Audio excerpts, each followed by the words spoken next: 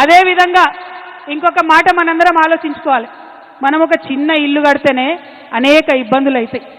ఏదో ఒక సమస్య వస్తుంది. ఇంత పెద్ద ప్రాజెక్టు కట్టి 40 లక్షల ఎకరాలకు నీళ్ళు ఇవ్వాలంటే చిన్న చిన్న సమస్యలు చాలా వస్తాయి. ఈ మేడిగడ్డ పిల్లర్ ఒకటి కుంగింది, ఇంకొక రెండిటికి పగుళ్ళు వచ్చినాయి. మరి రిపేర్ చేయొచ్చు కదా. రిపేర్ చేసి కేసీఆర్ గారు ఎట్లయితే 20 లక్షల ఎకరాలకు నీళ్ళు ఇచ్చిండ్రో ఇవ్వచ్చు కదా. ఇప్పుడు ఈ కాంగ్రెస్ అధికారంలోకి వచ్చినాక 3 పంటలకు కూడా నీళ్ళు లేకుండా రైతులు ఎండబెడుతున్నారు. కేవలం స్వార్థం, కేవలం కుట్ర.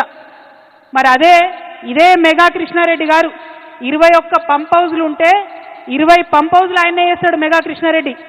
మెగా కృష్ణారెడ్డిని కమిషన్ ముందుకు పిలిచే ధైర్యం రేవంత్ రెడ్డి గారికి లేదు. చాలా సిగ్గుపడాల్సిన విషయం. ఇవాళ కాంగ్రెస్ ఉందంటే ప్రజల కోసం పనిచేస్తలేదు, కమిషన్ల కోసం, కాంట్రాక్టర్ల కోసం మాత్రమే పనిచేస్తున్నది.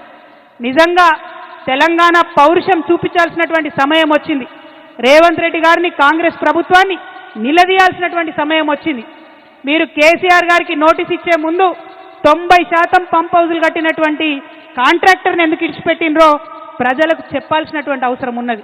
అంటే ఇది కేవలం కుట్ర అన్న విషయం ప్రజలకు అర్థమవుతుందన్న సందర్భాన్ని తెలియజేస్తూ, మరి కాంగ్రెస్ పార్టీ ఇట్లా తెలంగాణకు ద్రోహం చేస్తుంటే బీజేపీ పార్టీ ఏం చేస్తుంది? ఎందుకు ఇప్పుడు వాళ్ళ పరిస్థితి ఏంటిది? చంద్రబాబు నాయుడు మీద ఆధారపడే కేంద్రంలో వాళ్ళు అధికారంలో ఉన్నారు.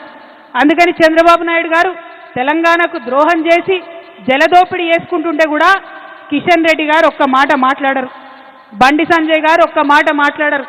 8 మంది ఎంపీలను గెలిపించి 8 మంది ఎమ్మెల్యేలను గెలిపిస్తే 8 రూపాయలు కూడా మనకు బడ్జెట్ లేకపోతే మాట్లాడేటటువంటి ధైర్యం లేదు.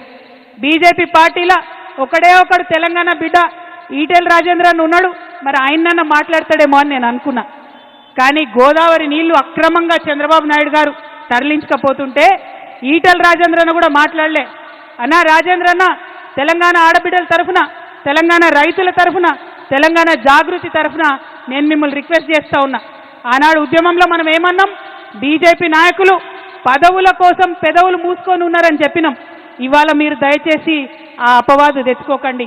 మీరు పార్లమెంటు మెంబర్గా ఉన్నారు, మీరు ప్రధానమంత్రి గారి దగ్గరికి వెళ్ళండి, ఖచ్చితంగా బనకచెర్ల ప్రాజెక్ట్ని ఆపండి. గోదావరి పెన్న లింకేజు మీరు తుపాకులగూడెం దగ్గర నుంచి తెలంగాణ నుండే పెట్టాలనేటటువంటి డిమాండ్ ఈటెల రాజేందర్ గారు ప్రత్యేకంగా బాధ్యత తీసుకోవాలని తెలంగాణ జాగృతి తరఫున నేను డిమాండ్ చేస్తూ ఉన్నా.